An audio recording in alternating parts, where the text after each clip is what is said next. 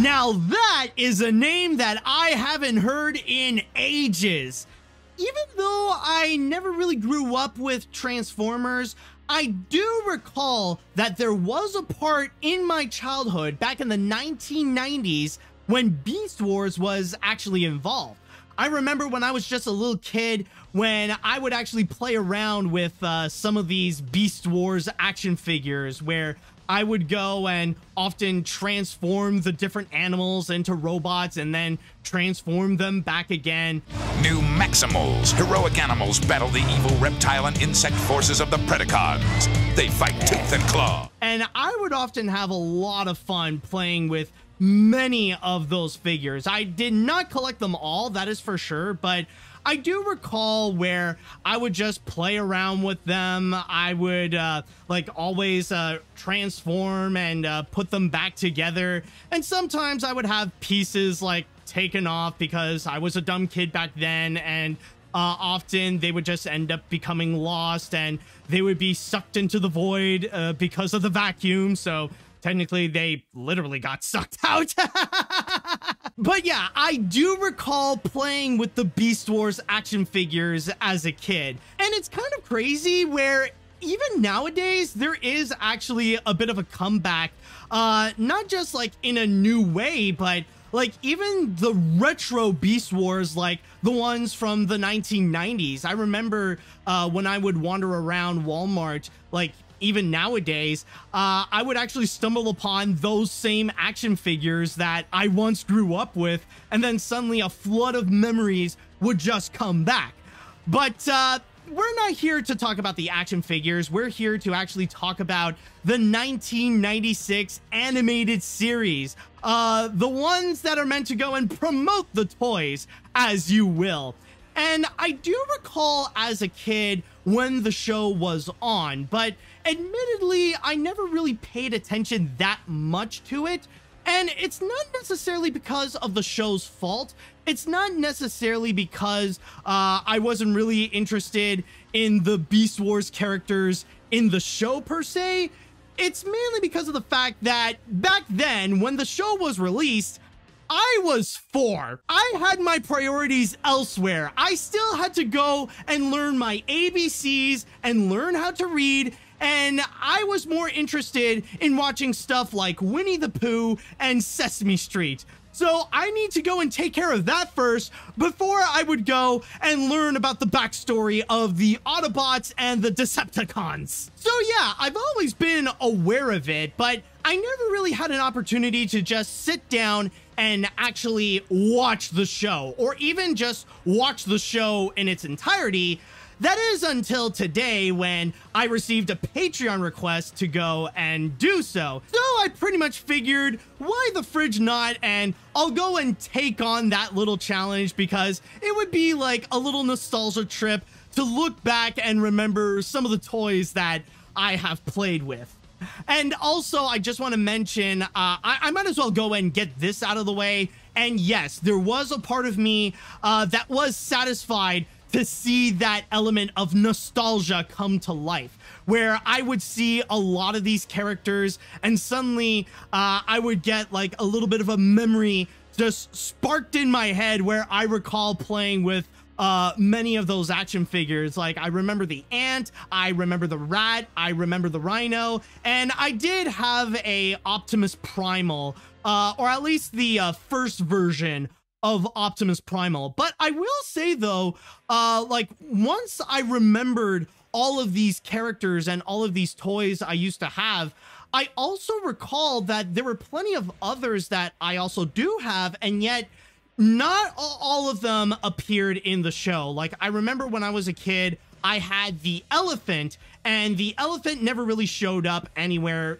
throughout the series. Or there was also a beetle that was part of the bad guys, and he never showed up either. So one thing I can say right now, when it comes to its relation to the toys, yes, there are some that do show up, but not necessarily all of them appear in this series. So I might as well go and just quickly mention that right now, just that little personal experience that I did have, and I did enjoy that extra sense of nostalgia and going back to a memory that I never thought about in years. Also, before I go and officially get into the show, I just want to go and put out a big disclaimer that this is going to be from the perspective of someone who is outside of the Transformers fan base.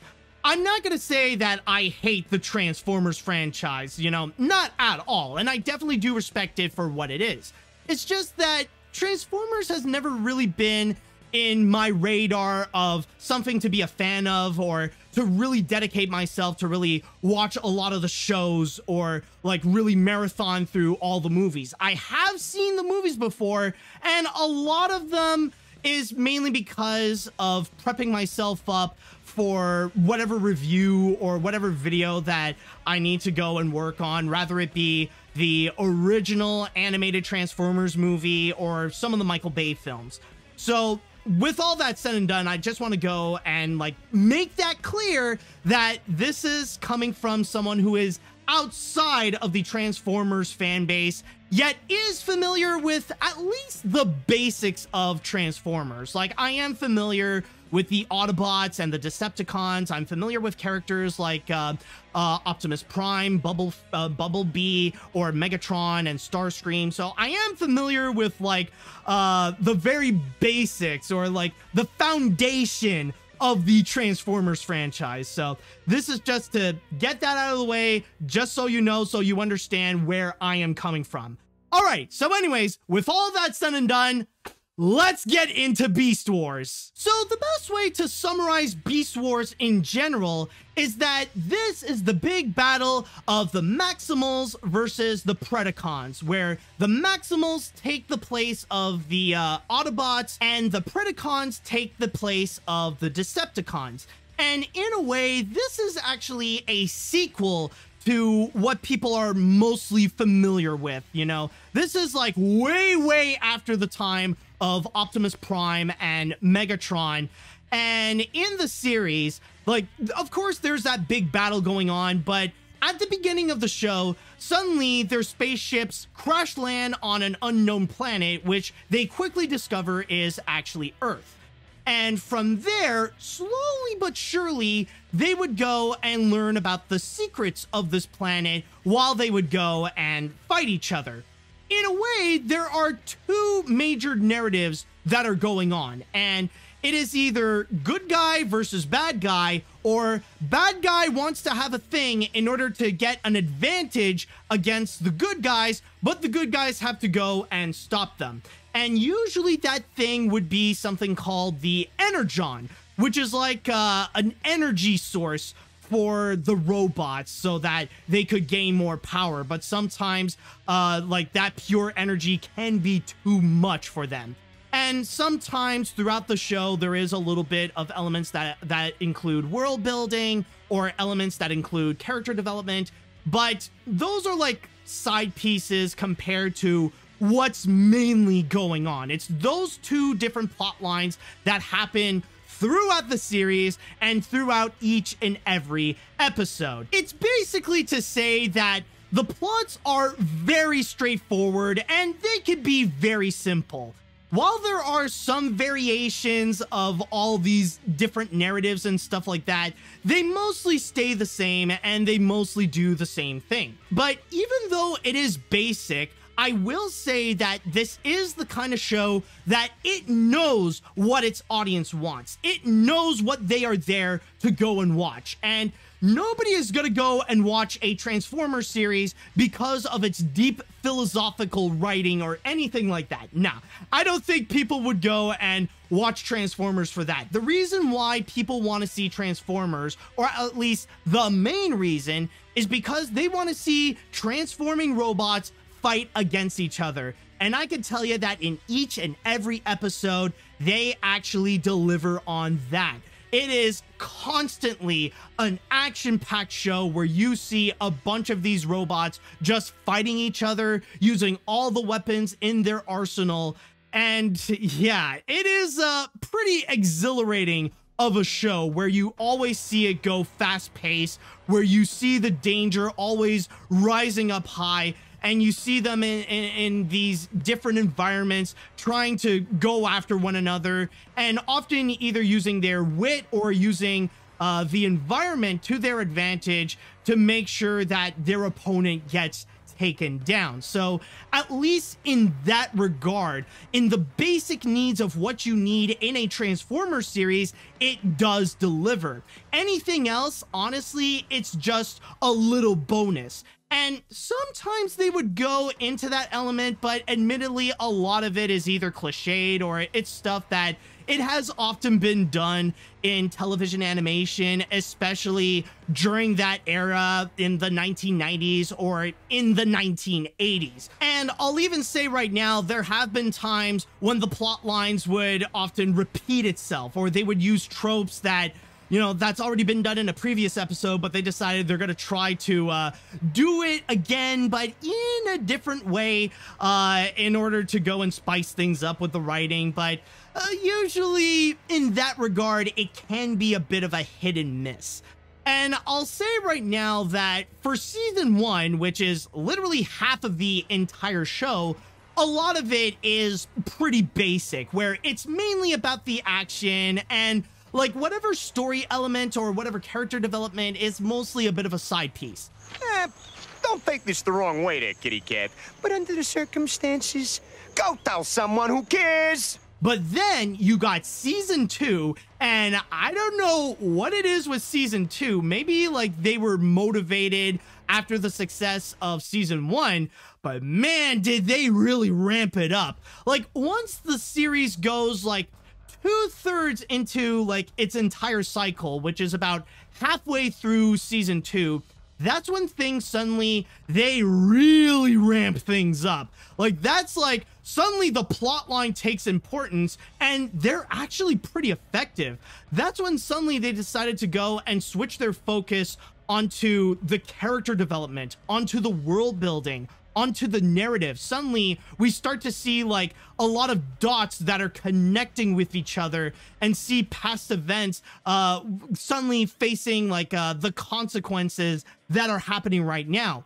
We see some characters getting more development, where we see new sides of them, and they contemplate about themselves and how they have been throughout the entire show, and maybe experience some changes.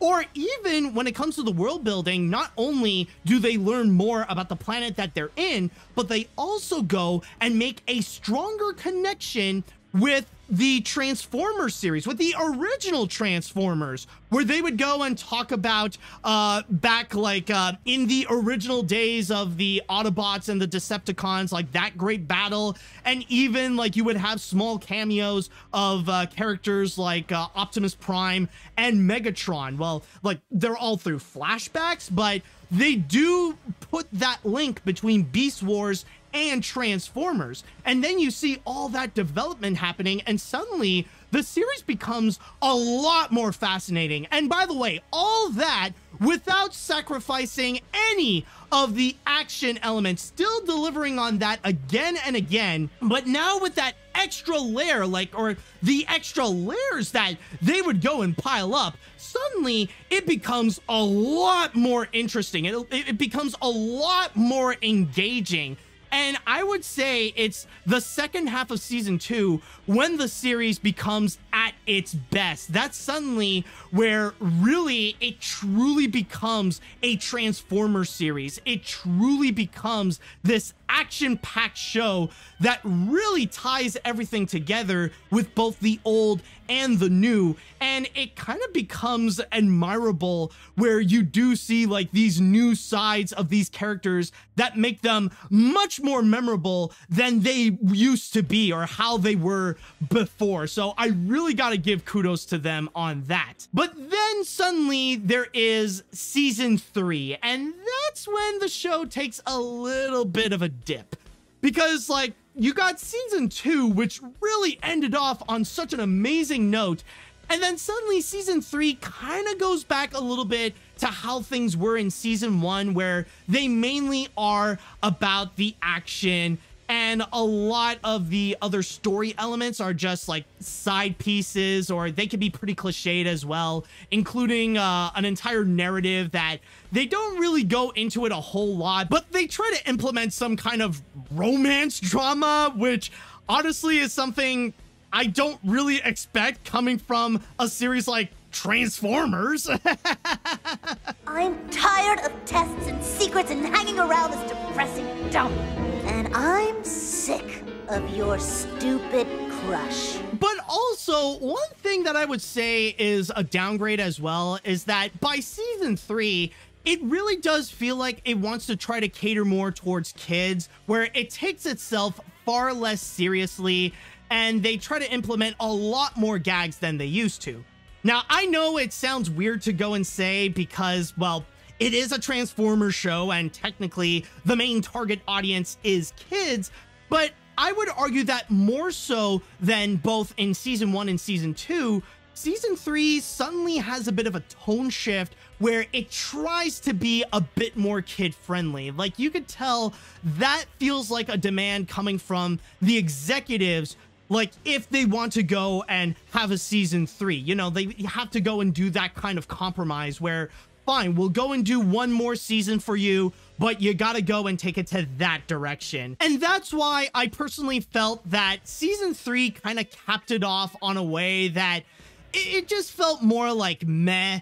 It's just after that whole experience that I got from season 2, or I guess you could say that I kind of got spoiled by season 2, when you do get to season 3, yes, it does deliver a lot on the action and stuff like that, but also it just feels underwhelming that there wasn't that big impact, or it doesn't have that wow factor like it did in season 2. But again, I'll say that overall with the story, it does at least deliver on the basics of what you would want in a Transformers series.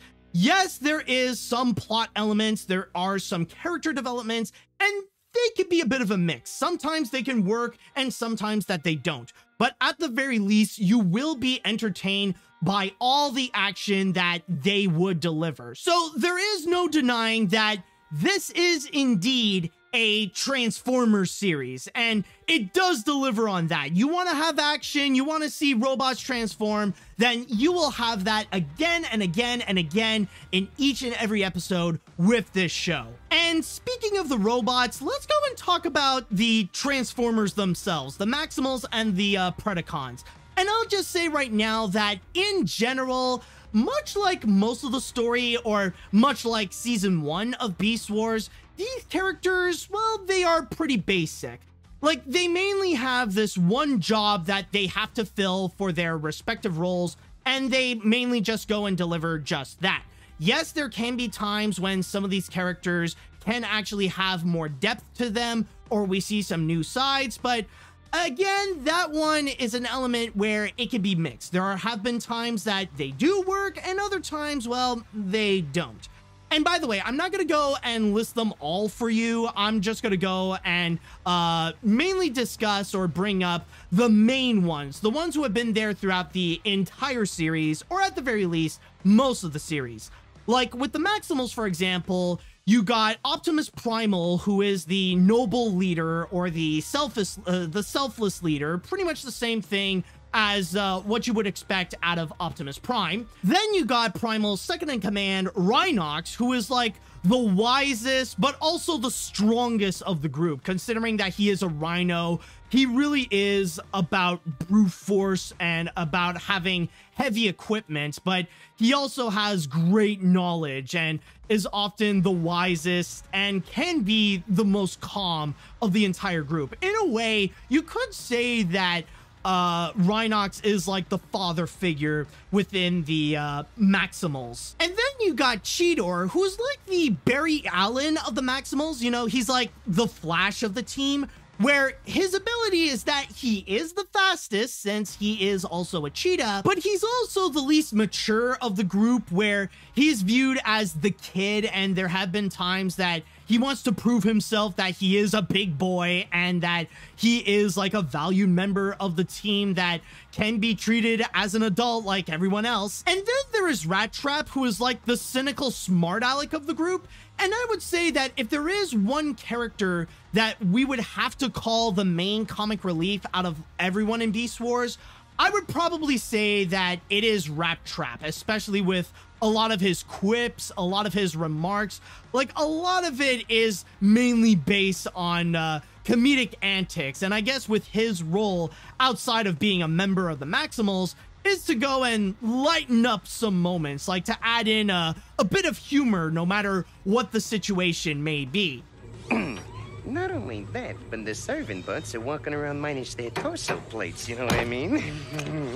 And then you have who I would consider to be not only the most interesting character in the show, but debatably the best character of the series, Dinobot.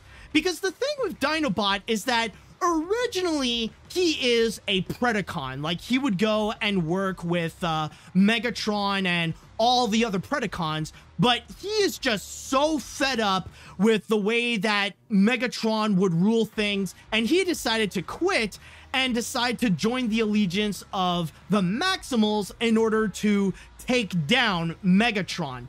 But what's interesting to note is that even though he's on the side of the Maximals, there's still that Predacon side where he's just filled with hate and that he has a very aggressive personality. Like, his big goal is to go and take down the Predacons. But I will say, though, because of that attitude of a Predacon, but being on the side of Maximal, it's what makes him very fascinating to watch throughout the entire series. Because that's where you see him pretty much evolve throughout the show, where he learns the ways of the Maximal and understands about what is peace and especially about what it means to be a warrior. In fact, I'm just gonna say right now, this is often considered to be one of the best episodes of Beast Wars, and it's one that actually appeared, well, funny enough, in the second half of season 2. It's called Code of Hero,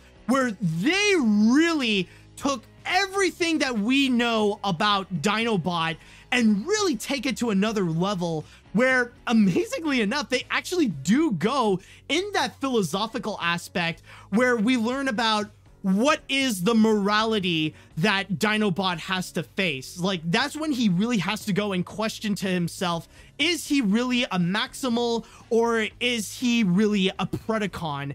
And has to go and really debate that and really put himself to the test. And if there is one episode that I recommend you go and watch, it has to be Code of Hero. Like, that's actually one where it even caught me off guard. And this is not to say the rest of it was bad or anything like that, but it was the one episode where I was just watching it like, holy crap, since when were you this good? Like, that's when it really caught my attention. Like, holy crap, you would actually go that far? Man, where was this episode all this time? The question that once haunted my being's been answered. The future is not fixed. My choices are my own. But yeah, this is to say that with Dinobot, he is a very fascinating character and definitely one of the best, or at least in my opinion. And then you have the Predacons, which again, I'll just go and name some of the main ones. Like, you got Megatron, whom is not the same Megatron as we know fighting against Optimus Prime. Like, this is another Megatron, and he's pretty much a straightforward evil tyrant that just wants to take over the universe and like is completely selfish and will do anything and doesn't care about how low he would stoop in order to go and get what he wants. You know, he's basically the opposite of Optimus Primal. And then you also have his minions, which they can often swap around from time to time, or like there are some that would show up and then there are some that would leave, but they would be divided into two categories, where you have one side who is entirely loyal to Megatron, and these characters would include Waspinator, Scorponok, and then later on there would be Inferno.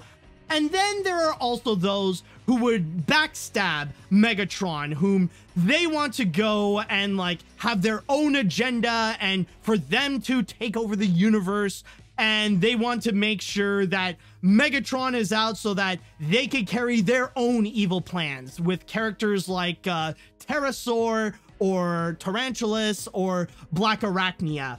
I know some people might say that they're pretty much like the Starscream of this series in a way, but I would actually say that out of all the characters, it would be Pterosaur who is the most like Starscream, who wants to like betray Megatron, and it happens on several episodes so that he could be the leader of the Predacons. In fact, also, I just want to go and mention this as a side note. There is one episode in particular in which Starscream himself, or at least the spirit of Starscream, actually appears in Beast Wars. Like, he would possess Waspinator, and he would go and try to, again, betray Megatron and try to be the leader of the Predacons. So that's a little fun tidbit that they would go and do for the original Transformers fans. So there was that one episode. And I'll say right now, if you are a fan of the original Transformers, that's one episode that I recommend you go and watch. It's the one that actually features Starscream. Air Commander Starscream of the Decepticon Battle Fleet!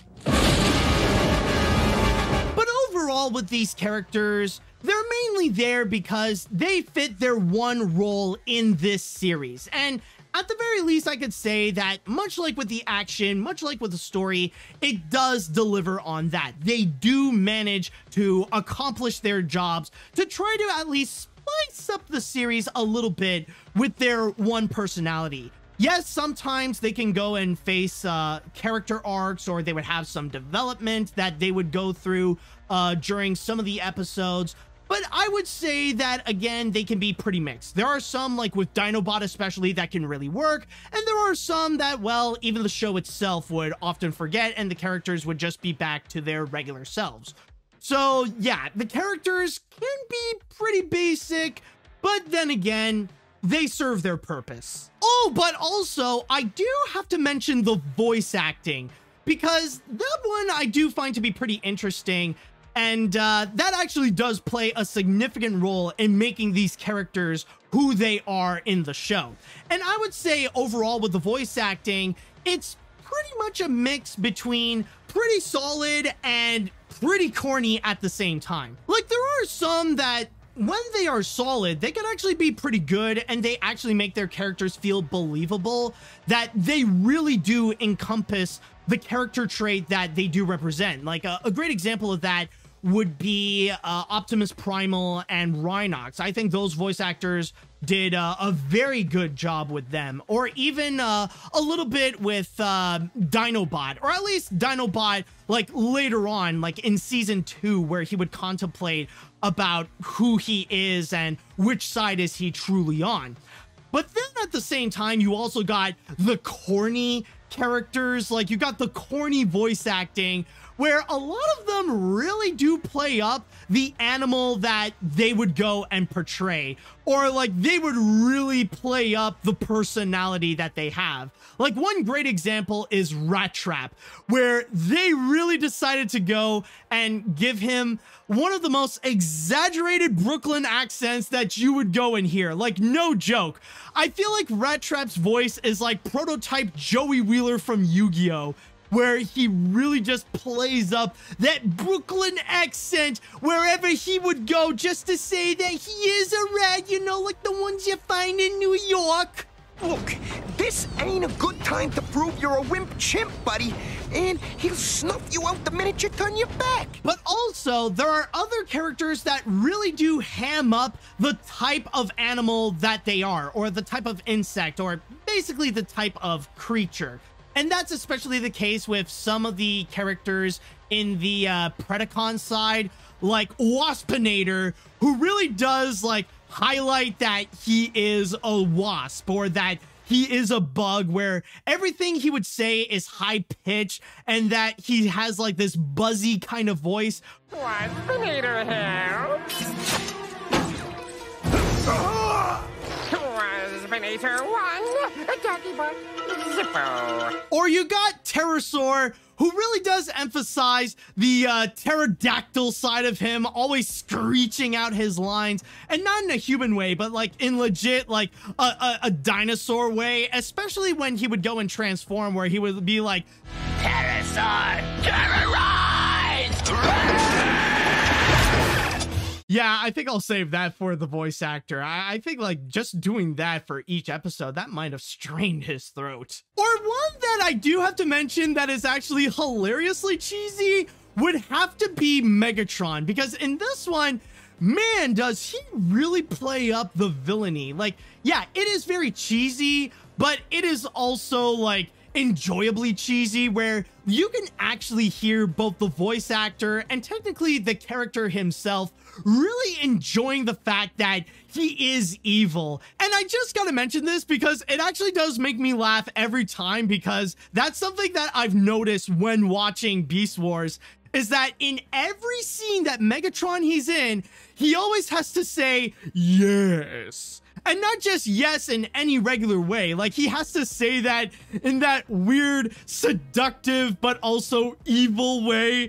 I don't know. I just find it funny because, like, it happens so often where you just see Megatron going, yes. Yes, yes, yes, yes, yes, oh, yes. But when I say that it's cheesy or corny or hammy or whatever, that's not to go and criticize the voice acting.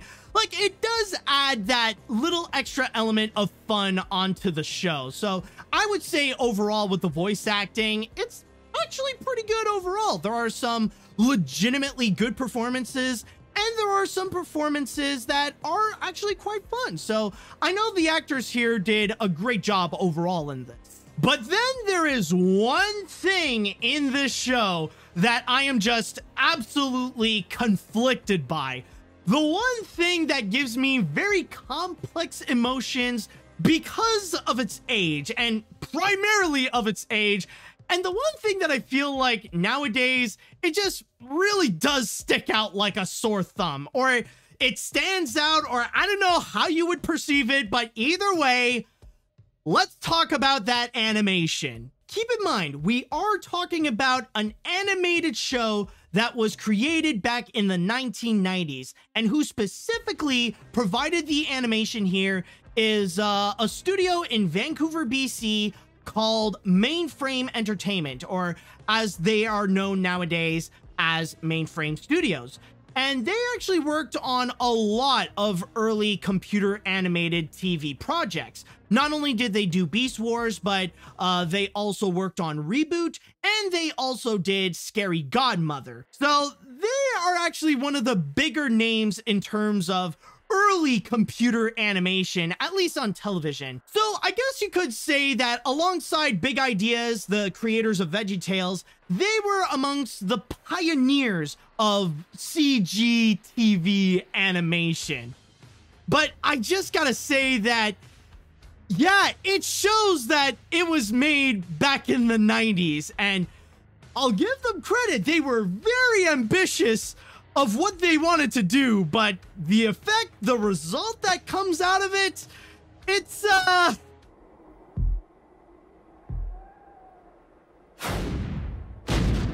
yeah, nowadays it's not considered the best. Honestly, with the kind of animation that they would provide, it actually feels like it's one step above characters just T-posing. Like, this is, like, at least you see the characters emote. You see the characters move. They're not just floating around, just T-posing. It's, like, only one step above that. The rest feels like it was built in a very primitive way. Like, you could actually see that it's just, like, flat surfaces, and that like the textures are not really textures, they're just wallpapered onto the ground and onto the environment. In fact, it's very rare that they would go and add details onto the surrounding areas, especially when it's supposed to be like this abandoned planet with a lot of vegetation and stuff like that, or even with the fact that they are robots. A lot of how they are built, there's not much detail, there's not much complexities into their looks. A lot of it is just like simple shapes just stacked on together, or especially when they do become animals. Oh boy, when they become animals, that's a sight quite to see. Like, we are talking about the levels of when we see Sid's dog in Toy Story. Like, it's that kind of like early CG where the best that you could say is that, well, they tried. Like, when you see what's supposed to be a rat or a gorilla or a rhino or a T-Rex or anything like that, they can look pretty weird, especially when you just see the shapes that are just like morphing onto each other in a sense. And not to mention, like, this doesn't happen all the time. Like, I'll give it that those moments are pretty rare, but it can happen when there can be some glitches that you could find. Like, if you look closely, there are moments when you see like some of the scenes that are glitching, or the rendering did not come out as well as the animators have probably hoped for.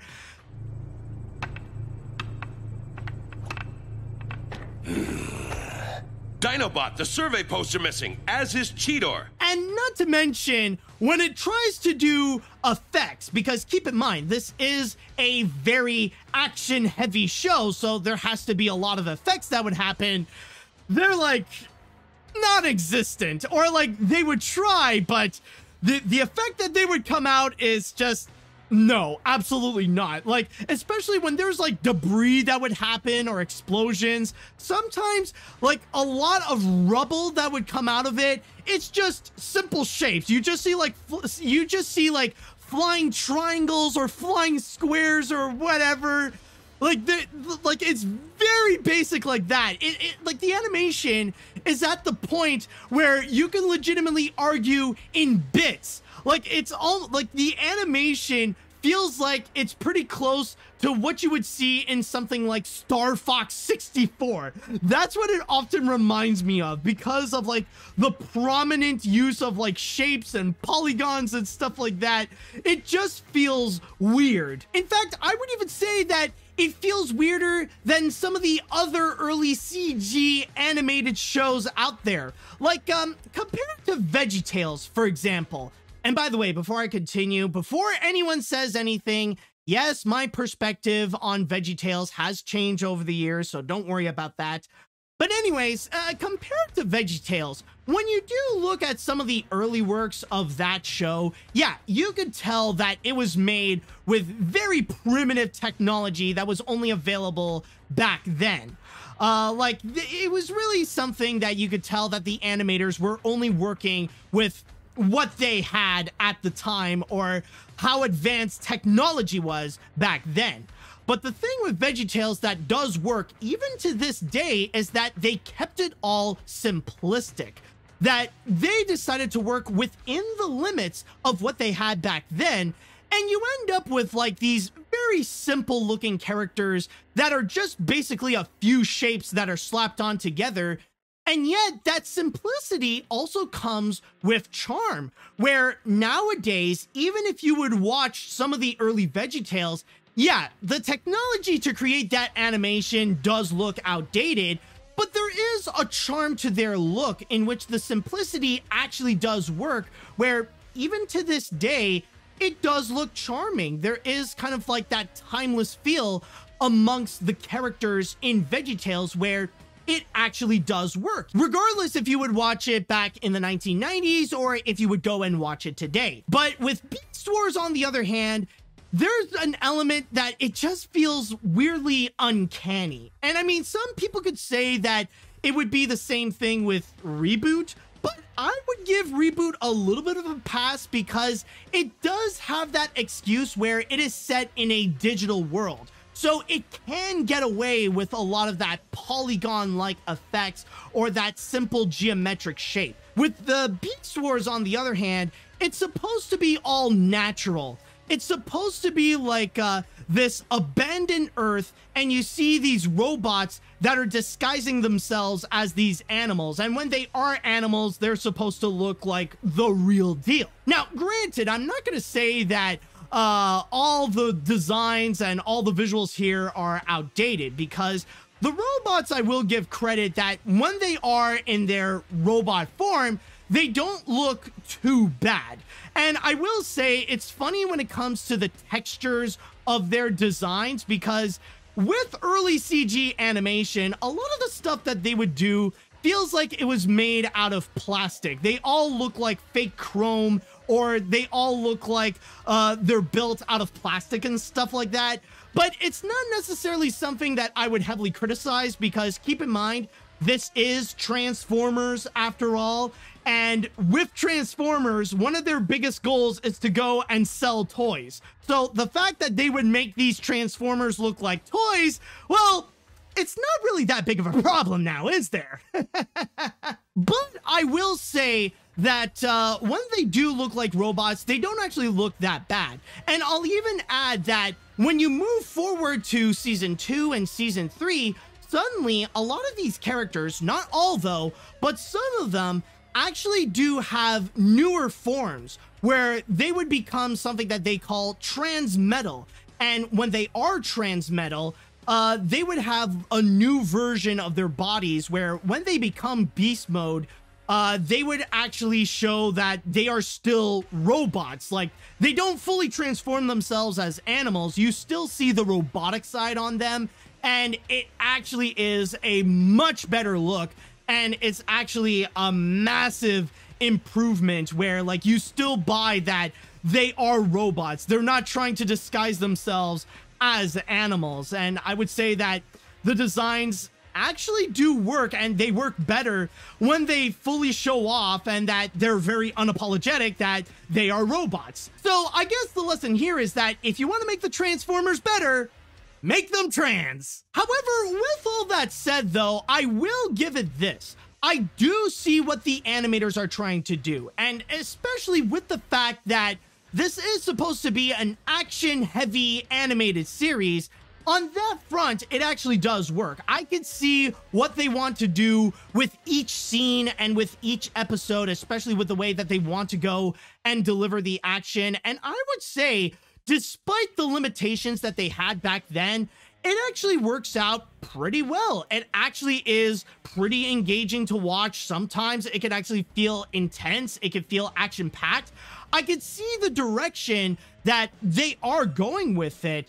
And once you do get used to it, sometimes it's not really easy with that kind of technology that they had back then. But when you get used to it, it does get pretty engaging. You can easily get into the action, and man, do they get creative with all the different action scenes. And it's almost admirable in a way where with a show like this, where it demands that you have to think of many different possibilities of how you would go and execute an action scene with a variety of characters, they managed to nail it every single time, and it actually does look pretty good. And I'm just gonna say right now, despite all the comments that I've made with the animation of Beast Wars, I do know that the animators were just working with the technology that they had back then. And I am aware that back in the 1990s, this was considered very high tech. In fact, this show actually won an Emmy Award for its animation. And this is honestly why I feel very conflicted when it comes to Beast Wars animation, because yeah, on one hand, this is very outdated animation, and there can be some times when it can feel pretty laughable with the kind of like effects or with the kind of execution that they tried to do that nowadays it feels extremely primitive.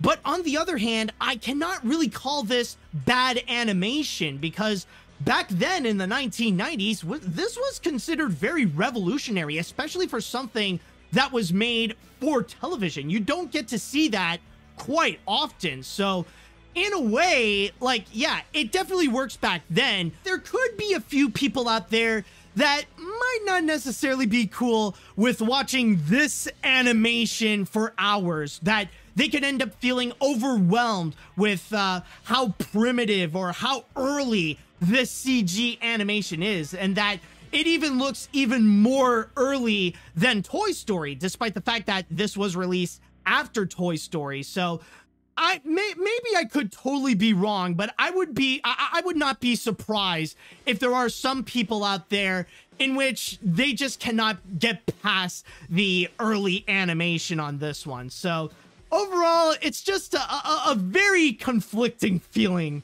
for me, because yeah, it's early CG, and nowadays, like, it's hard to take this style of animation seriously, but back then it was very high tech. This was very revolutionary. This was some of the best looking animation at the time. So who am I to say that this animation is not all that great or whatever? So overall, I just gotta say that when it comes to Beast Wars, it's actually a pretty fun series. This is a show in which, at the very least, it manages to deliver on what you are looking for with the type of show that this is, which is a Transformers series. You get an endless supply of action in each and every episode. You get to see a whole bunch of cool robots, and it can provide some extra elements that actually do spice things up with the show, where when it works pretty well, such as character development, some cool plots that are happening, and even a lot of the world building that really does expand the Transformers universe. Not just with Beast Wars, but with what we know with Transformers, including the originals with Optimus Prime and the original Megatron. Now, I know that not necessarily everything actually does work out, especially with a lot of the basic plots that cover the majority of the show. And also, one thing I want to mention that I haven't really said in the review or really go in depth into it, the comedy, usually it's pretty weak. And that animation, well, it's not going to work for everyone. I feel like that thing is going to be a make or break deal for some, because this is very early CG animation. But still, though, for what it is on its own, I think it really does work out. Now, I will say right now that I know this is not necessarily a show for everyone, and I understand that.